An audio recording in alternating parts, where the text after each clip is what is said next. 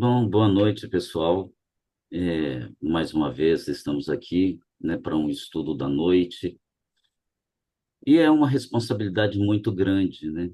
É, Algumas semanas atrás, lá no escritório, nós temos a maioria dos colaboradores são protestantes.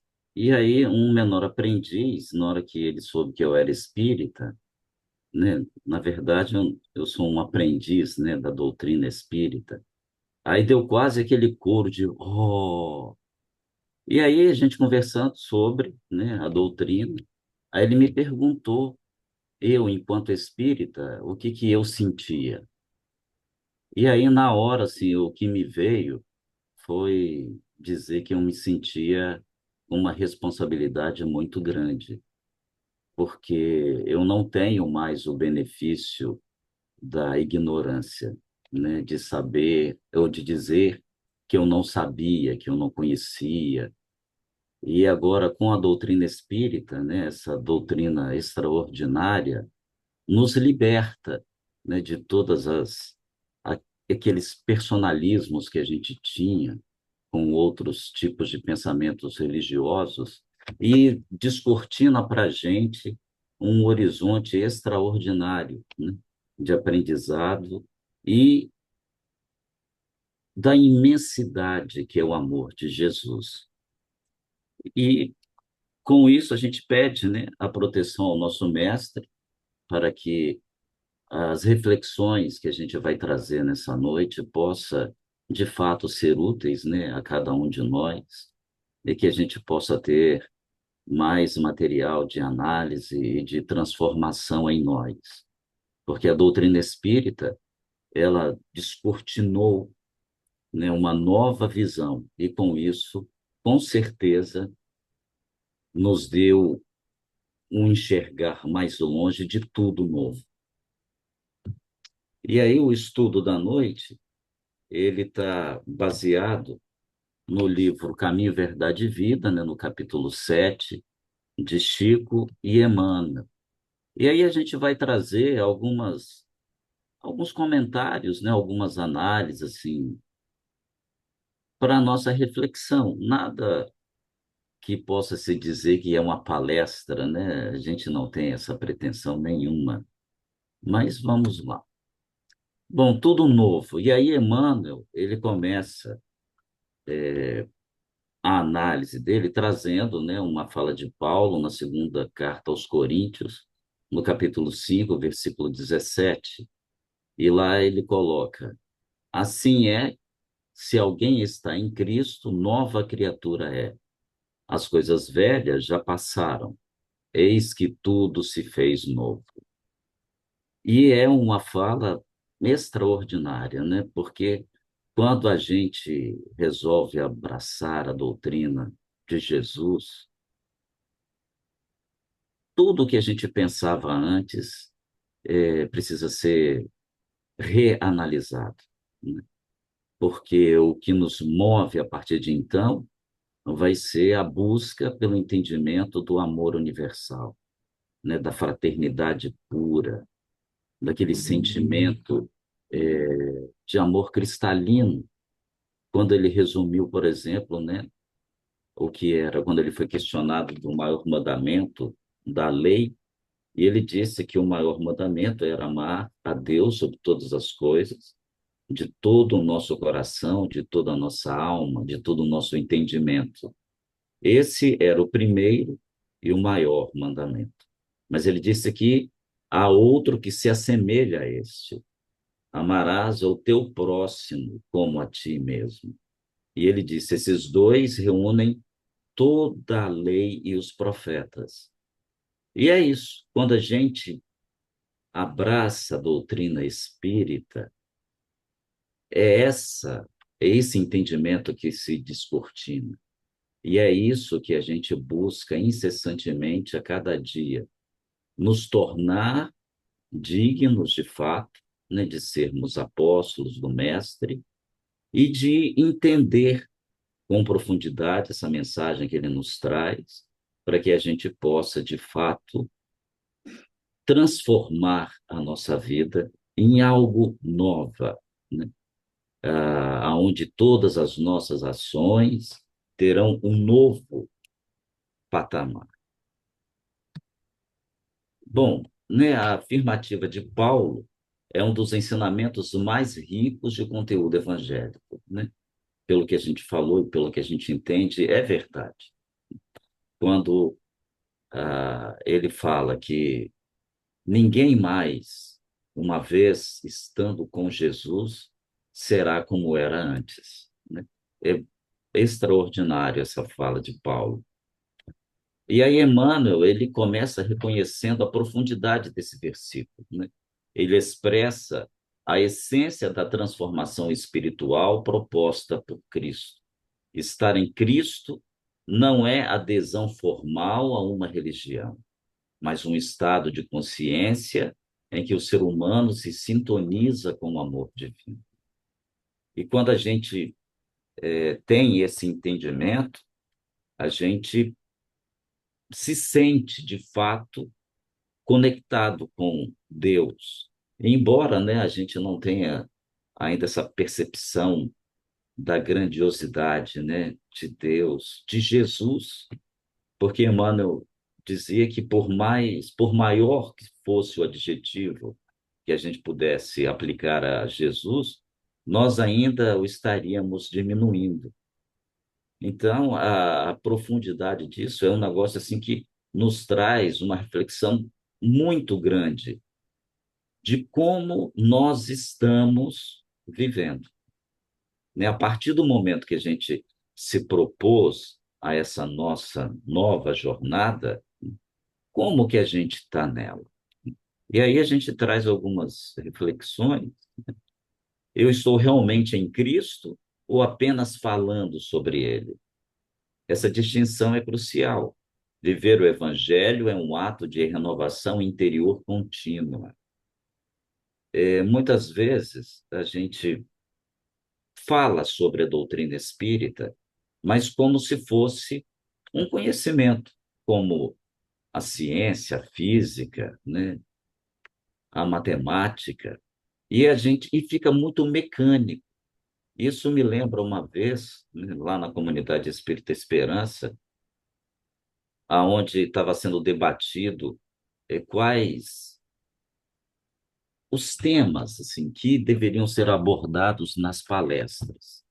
E aí cogitou-se, né, todo tipo de tema, mas uma coisa ficou assim bastante interessante e algum dos companheiros nossos, um deles que estavam lá conosco, aí ele falou que era realmente assim, pela profundidade dos conhecimentos que a doutrina espírita nos traz, precisava, né, que ela tivesse todo o enfoque que a ciência, né, produz e nos demonstra a cada dia.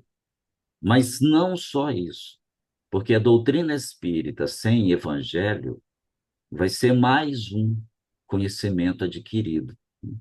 E é o evangelho que faz com que a gente se modifique, com que a gente olhe o outro de uma outra perspectiva e que a gente olhe a nós mesmos de uma outra forma, de uma forma completamente nova, aonde a gente se vê criaturas em processo de desenvolvimento, né? Nessa nossa caminhada, a gente está num aprendizado contínuo, mudando os nossos paradigmas, né? Mudando as nossas atitudes, as nossas formas de pensar, deixando a, aquele lado egóico que a gente traz, né? E buscando um olhar fraterno com aqueles que nos cercam e com a gente mesmo, né? Porque a gente percebe a pequenez ainda que nós estamos e um desbravar infinito que há pela a nossa frente, né? Para que a gente possa caminhar para a divindade. Então, a gente precisa fazer esse tipo de reflexão, até nessa questão onde eu fui abordado, né, o que que eu sentia sendo espírita. Então, assim, é algo que precisa ser analisado. Eu simplesmente troquei de carteirinha, né? Eu deixei a religião anterior, tornei-me espírita, mas eu continuo da mesma forma que eu era antes, ou agora que eu sou espírita, que eu tenho o conhecimento da pluralidade das existências, né? Dos infinitos mundos habitados, de todos os processos reencarnatórios. Isso está me fazendo o quê? Está me fazendo mudar, enxergar as coisas de uma forma nova, ou eu estou simplesmente falando? É uma reflexão que a gente precisa fazer, né? E é algo que a gente não pode esquecer disso todos os dias. O ensinamento não se refere a teorias ou palavras exteriores. O verbo do apóstolo refere-se à essência da vida. E é, né, a estar com Jesus é abraçar a vida nova que esse amor que ele nos demonstra nos traz. Emmanuel destaca que a mensagem não é intelectual ou dogmática, é existencial.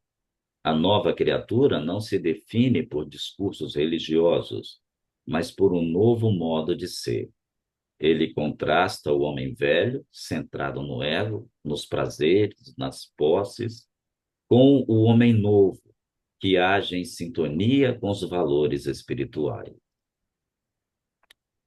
Mais uma reflexão fantástica, né, que Emmanuel nos propõe. O homem novo que age em sintonia com os valores espirituais. Mas será que a gente está fazendo isso? De fato? Né, isso me lembra aquela passagem lá do Evangelho, quando Jesus, né, fala daquele rico produtor, né, de cereais, que os silos estavam abarrotados, né, de sementes, mas ele não tinha tempo para outra coisa, porque ele só trabalhava, trabalhava, trabalhava, e aí ele falou que ele iria derrubar, né, todos os galpões que ele tinha, porque a produção ia ser extraordinária, e aí ele encher todos esses outros galpões a mais que ele estaria construindo e gozaria a vida, né? E aí a fala é, né, tolo, não sabe que o seu espírito lhe será pedido essa noite. Então, muitas vezes a gente é, esquece, né, que nós somos espíritos imortais e que a gente precisa trabalhar o hoje. A gente precisa nos transformar hoje. A gente precisa buscar a nossa modificação hoje. A gente precisa buscar transformar o velho homem num homem novo hoje, porque a gente não sabe qual o momento que nós iremos deixar, né, este plano. E talvez, do outro lado, quem sabe, né, não tenhamos aquele arrependimento de que, poxa, eu podia ter feito tal coisa e não fiz. Eu podia ter dito tal coisa e não disse. Tenho buscado a fé como conhecimento ou como vivência? Muitas vezes estamos e falamos de espiritualidade, mas ainda estudamos, né, e falamos de espiritualidade, mas ainda não a integramos no cotidiano. Isso daí é uma coisa interessante, né? Uma vez, numa conversa, eu acho que as pessoas estavam apontando o dedo para alguém que estava iniciando na doutrina espírita, mas ainda tinha velhos hábitos, né? E aí alguém comentou que ele havia entrado na doutrina espírita, mas a doutrina espírita não havia entrado nele.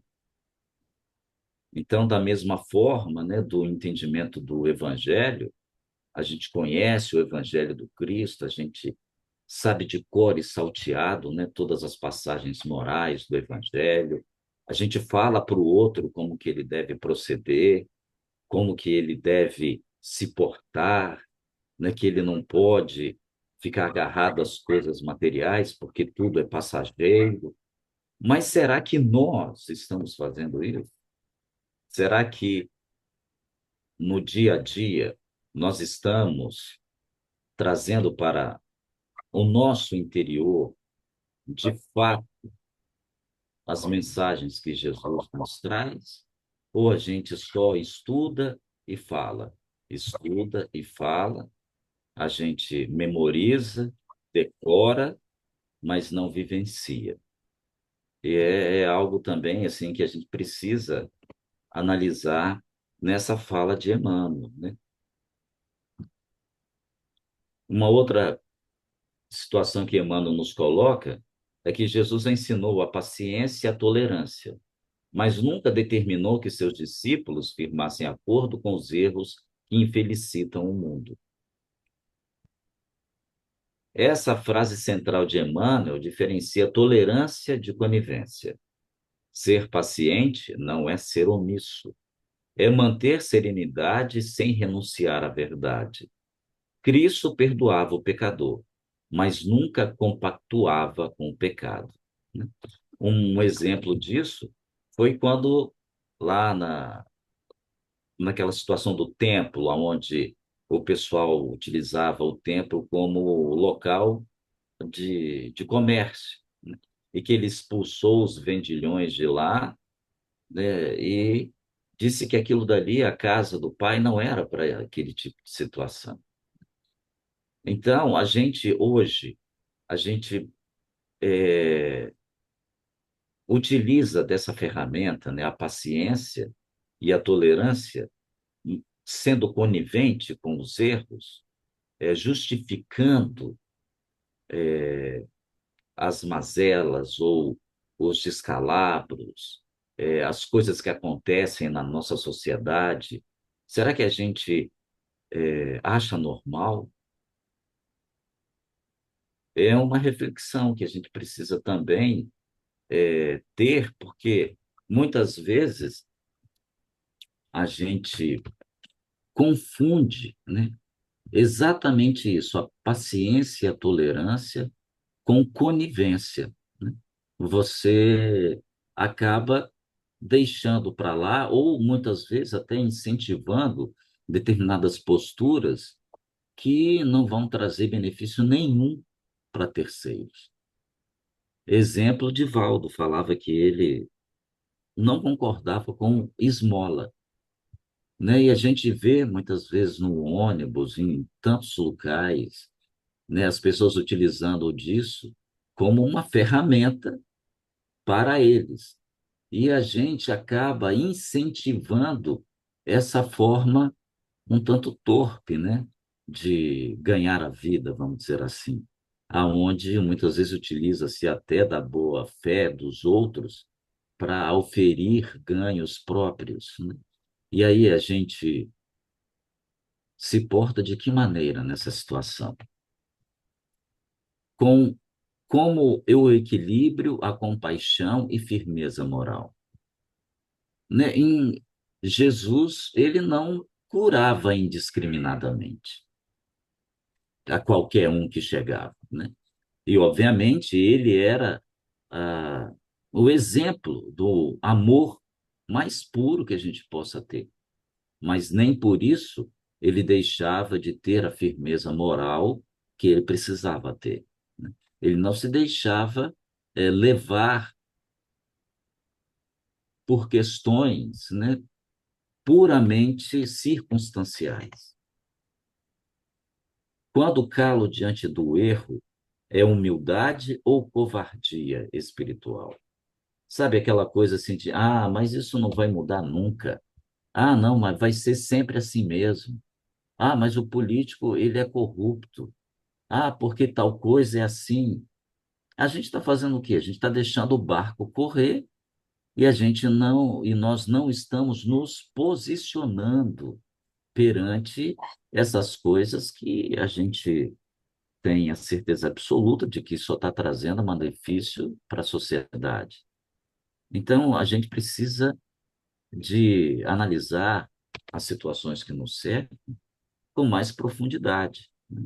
À luz da doutrina espírita, mas sem ficar passando a mão na cabeça do outro, porque o outro precisa também assumir a responsabilidade do ato que lhe compete, né? Se ele agiu de forma equivocada, ele precisará corrigir isso. Isso é óbvio. Então, quando a gente cobra muitas vezes ou vê determinadas situações, a gente precisa ter claro também que o indivíduo ele está passando por determinada situação de desespero, por questões reencarnatórias também, né? A gente precisa ser solidário, mas não assumir, né, a responsabilidade que compete ao outro.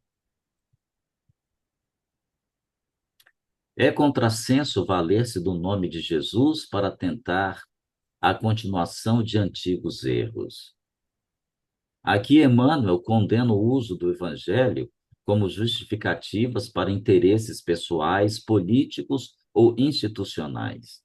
Ele lembra que o nome de Jesus deve inspirar renovação e não ser escudo para velhas práticas, né? A gente cansou de ver isso, né? Nós vemos, se a gente fizer uma análise, né, da história, a época das indulgências. Então, valia-se de um poder central, né, da igreja, e aonde ela ditava normas que deveriam ser seguidas, e essas normas completamente fora da realidade cristã, né, da, do ensinamento que Jesus nos proporcionou, e tudo em nome dele.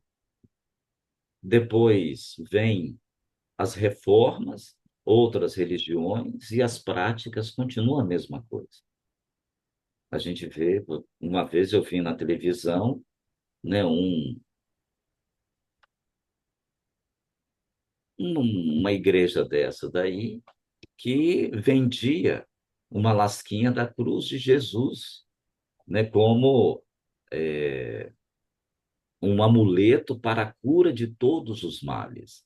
Então você comprava aquela lasquinha lá da cruz de Jesus e você estava com o, a a sua vida financeira equilibrada, todas as mazelas pessoais que você tinha já estariam resolvidas, porque você estava ali dando a sua contribuição de fé, né, para aquela situação. E aí eu fico imaginando, né, quantas cruzes não seriam necessárias para vender aquelas milhares e milhares de lasquinhas. Então, são coisas que a gente vê ainda hoje e que já não tem mais cabimento, né? Já não precisa mais, não tem lógica que essas coisas aconteçam ainda. Mas o nome de Jesus ainda é utilizado para todo tipo de prática das mais torpes, né? A gente vê bancadas evangélicas, a gente vê grupos que são dissidentes, inclusive entre eles mesmos, e cada um utiliza o nome de Jesus para ser o validador daquele pensamento que ou atitudes que eles demonstram. Isso também, os espíritas não estão fora dessa situação. E aí me lembra aquela historinha do camarada que ele era um alto, assim, ele era diretor, né, da casa espírita, era um palestrante extraordinário, conhecedor profundo da doutrina dos espíritos, e ele fazia palestras extraordinárias. E lá no fundo do salão tinha um senhorzinho que ficava lá no fundinho, Ele achava que esse senhor ficava até cochilando, e aquilo, ao longo do tempo, começou a incomodar esse palestrante extraordinário, né? Bom, passou-se o tempo, e aí ambos desencarnaram.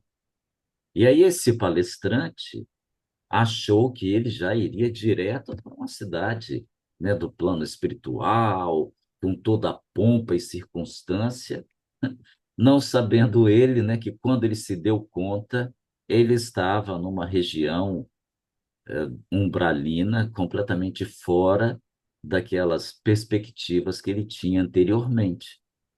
E aí ele começou naquele processo de sofrimento e tal, até que alguém, então, teve a permissão de ir lá socorrê-lo.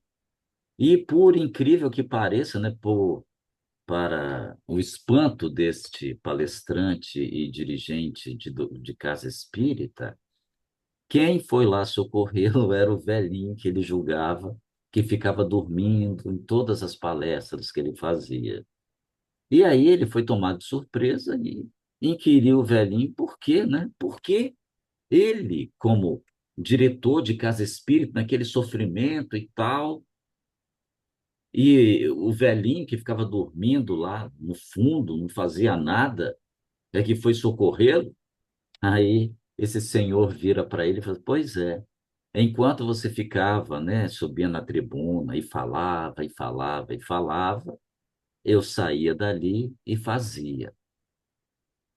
Então, essa até mostra para a gente, né, uma reflexão do que a gente está fazendo da doutrina espírita também, né? Será que a gente está igual esse diretor ou a gente está igual o velhinho? Ou será que não estamos em nenhum dos dois casos? A gente nem estuda direito a doutrina e nem pratica direito o evangelho, ou só quando nos convém. Há comportamento ou hábitos que mantenho tentando batizá-los de virtudes? Estou usando o evangelho para me transformar ou para me confortar? Porque muitas vezes também, né? A gente fala, nossa, não, mas eu tenho infinitas encarnações, então o que eu não consegui consertar nesta, eu vou consertar na outra. Agora, será que a gente não está empurrando tudo para outra encarnação? Será que a gente não está utilizando, né, esse conhecimento das multiplicidades de vidas, né, que nós temos para não fazer o que nos compete hoje e empurrar para a próxima encarnação aquilo que a gente já deveria estar fazendo hoje? Né? Não sejamos hipócritas de que o fato de conhecermos a doutrina espírita vai nos transformar em seres de luz, mas vai nos dar as ferramentas para que a gente comece a construção do homem novo, né? E aí a gente possa, auferindo esses conhecimentos, nos transformar em homens novos, pelo menos o início da construção. Mas será que estamos no início da construção? Ou será que a gente passa pelo terreno, olha assim, é preciso construir. Ah, mas amanhã eu faço. Ah, mas eu preciso me ter paciência, mais paciência. Ah, tá, mas amanhã eu faço. Ah, eu preciso ter mais empatia. Ah, mas amanhã eu faço. Será que a gente está assim? Então, uma outra situação que Emmanuel nos coloca nesse estudo, né? O passado delituoso está morto para aqueles que se encontram no Senhor. Essa é uma afirmativa libertadora. O arrependimento verdadeiro e a vivência em Cristo anulam o peso espiritual dos erros do passado. Entretanto, não é um esquecimento superficial, é transformação. O espírito renova suas energias e constrói um novo destino. É de fato, né? De fato, um conhecimento extraordinário, né, que a doutrina espírita nos traz. E eu me lembro, certa feita, que um primo meu desencarnou e a minha tia, num desespero, assim, de cortar o coração, ela debruçava-se sobre o caixão e se lamentava e chorava. E naquele momento, eu agradeci a Jesus por ter o conhecimento espírita. E embora se nem todo mundo consiga, né, ter essa visão que a gente tem, né, sair daqueles dogmas que eles estão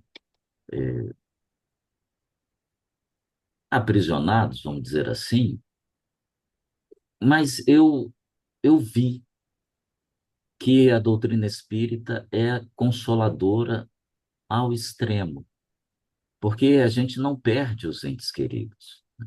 Nós vamos tornar a vê-los, né? Estamos num processo de transformação, de aprendizado, e que, mais cedo ou mais tarde, nós deveremos deixar esse plano material.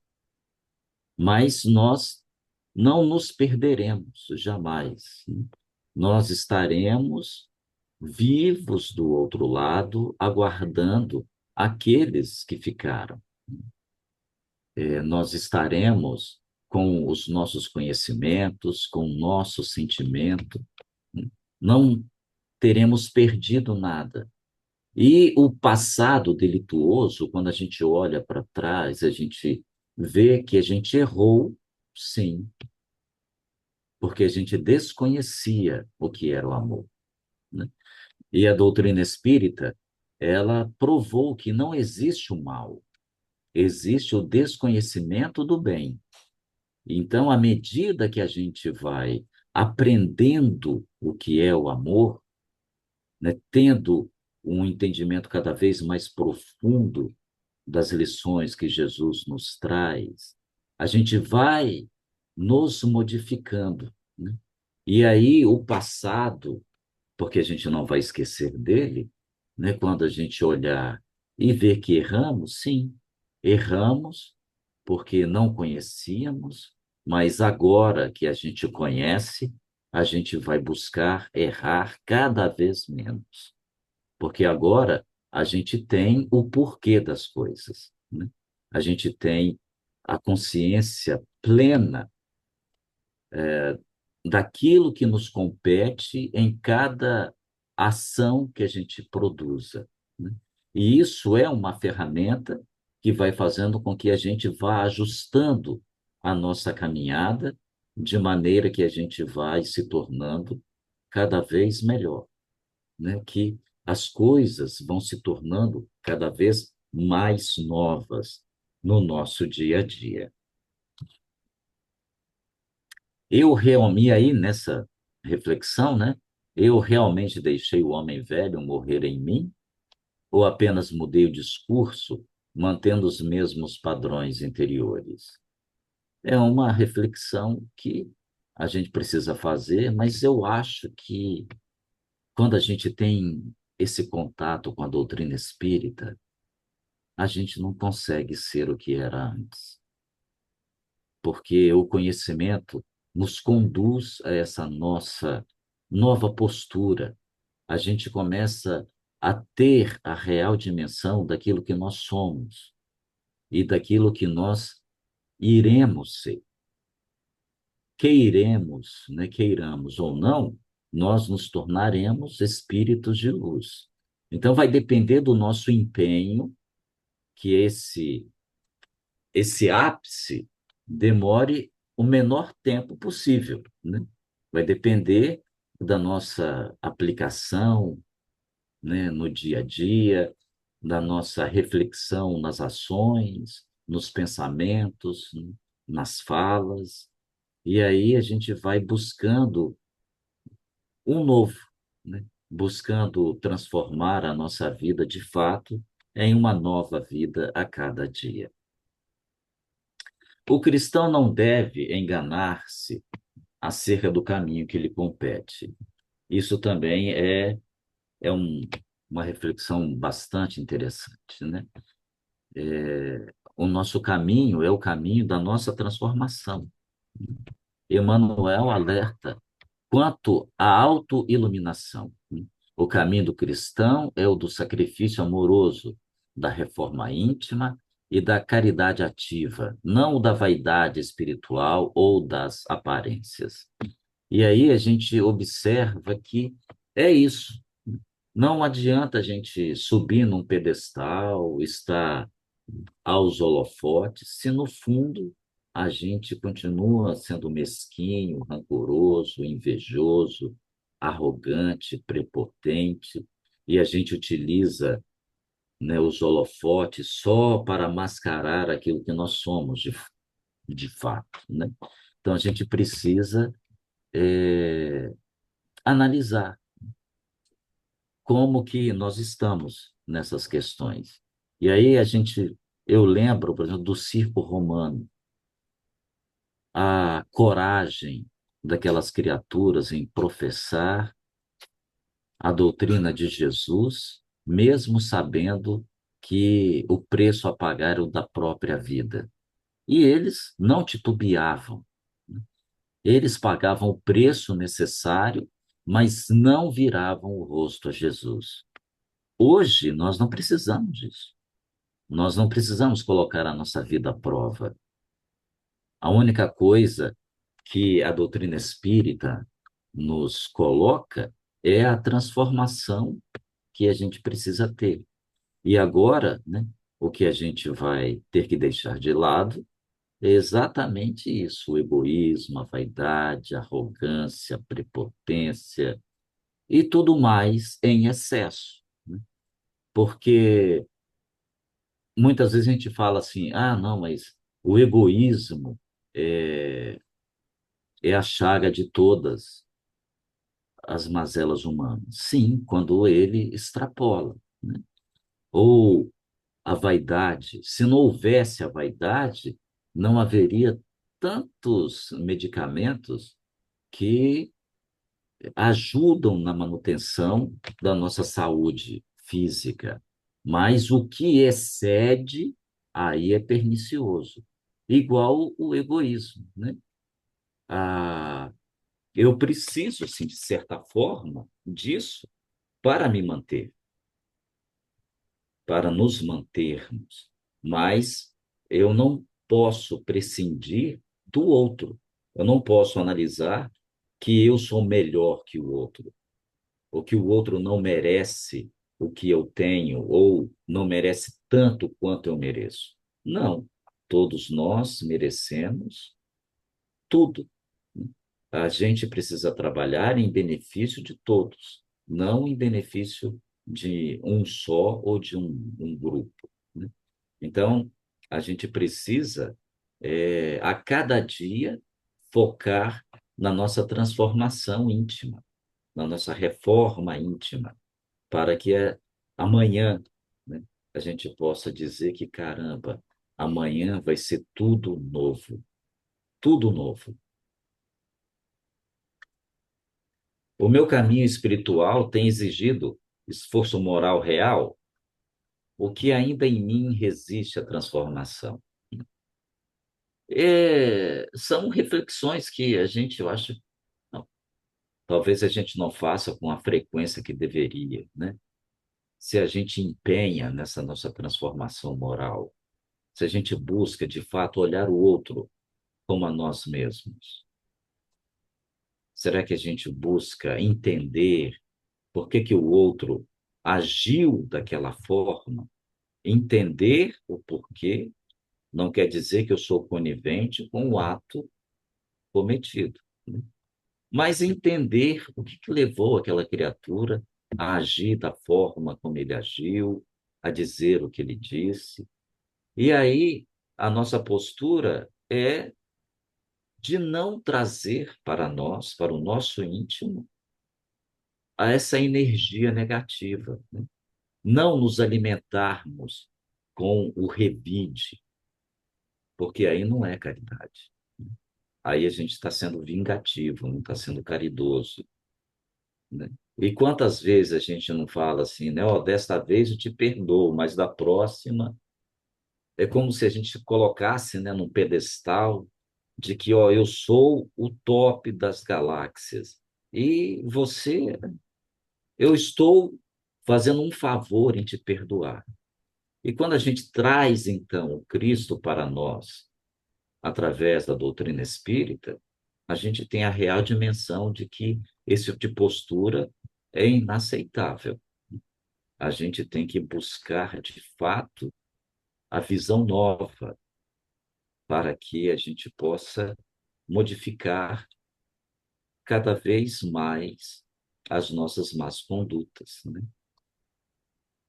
De boa palavra, o crente pode estar à porta do templo do amor de Cristo, mas sem o íntimo renovado jamais penetrará no santuário. Palavras e aparências religiosas podem levar o indivíduo até a porta, isto é, até o limiar do aprendizado espiritual. Mas apenas o coração transformado pela humildade, pela prática do bem, pela sinceridade, permite a entrada no santuário, ou seja, na vivência real do Evangelho. Eu sou um frequentador da porta ou um habitante do santuário? A minha fé tem aparência ou profundidade? Né? Uma questão bastante interessante, né? A gente não lembra do Cristo quando está tudo bem, quando a gente está ótimo, quando tudo está a mil maravilha. Mas quando a dificuldade nos bate à porta, a primeira coisa que a gente fala é: por que eu, Senhor? Né? Eu que fiz isso, fiz aquilo, trabalho em tal coisa, faço tal coisa, ajudo desta e daquela forma, né? Por que eu?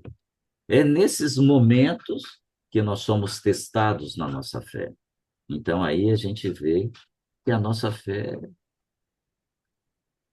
é uma fé robusta ou uma fé de aparências. Então a gente precisa também certificar-nos de que nós estamos vivendo o mais próximo daquilo que a gente consegue do Evangelho de Jesus. A gente precisa ter essa real dimensão da nossa condição diária. Nós estamos, de fato, demonstrando uma fé profunda, uma fé robusta, uma fé inquestionável, né, em Jesus, ou a gente está só de aparência, só enquanto me convém, né? É uma reflexão que Emmanuel nos coloca e que a gente precisa também fazer a cada dia. E aí a gente pode concluir, né, que Emmanuel, nesse capítulo, propõe uma reforma interior autêntica. Estar em Cristo significa abandonar velhas atitudes e renascer espiritualmente. Porque senão nós seremos hipócritas, né? Nós estaremos, né, faça o que eu digo, mas não faça o que eu faço.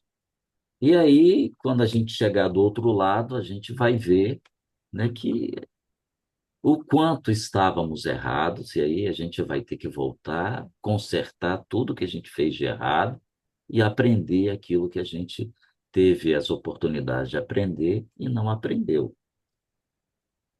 Fé sem renovação é ilusão. E isso é verdade. Se eu não me renovo, então eu não tenho fé naquilo que eu disse. Muitas vezes, se eu questiono determinadas coisas que acontecem comigo, eu não tenho fé em Deus, porque eu estou dizendo que eu não sou merecedor daquela situação de infortúnio que me acometeu. Bom, se eu digo que Deus então errou, porque eu não mereço aquilo, em outras palavras, eu estou dizendo que Deus não existe. Então, essa minha fé é uma fé de aparências, né? Não é, é uma fé ilusória, não é uma fé robusta. Paciência e tolerância Não devem ser desculpas para complacência com o erro. O evangelho não é instrumento de conforto espiritual, desculpe, mas de reconstrução moral. É isso que ele nos propõe, né? O evangelho, né?